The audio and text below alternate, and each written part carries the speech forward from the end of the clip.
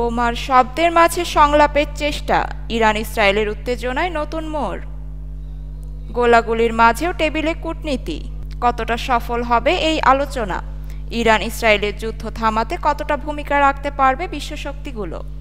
টানা ৮ দিন ধরে ইরান ইসরায়েলের পাল্টাপাল্টি হামলায় উত্তপ্ত মধ্যপ্রাচ্য। যুক্তরাষ্ট্র সরাসরি সংঘাতে জড়ানোর কথা ভাবছে, যা পরিস্থিতিকে আরও সংকটময় করে তুলছে। এই উত্তপ্ত পরিস্থিতি জেনেভায় বৈঠকে বসেছেন ইরান ও ইউরোপীয় দেশের পররাষ্ট্রমন্ত্রীরা।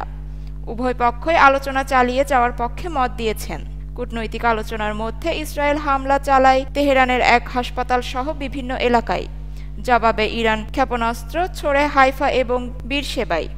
জেনেভার আলোচনায় অংশ নেন ইরান, আব্বাস আরাগিস ও ইউরোপীয় নেতারা, যাদের লক্ষ্য ছিল ইরানকে পরমাণু আলোচনায় ফেরানো। বৈঠকে ইরান জানিয়েছেন ইসরায়েলের আগ্রাসন বন্ধ হলে তারা কূটনৈতিক পথে ফিরতে প্রস্তুত।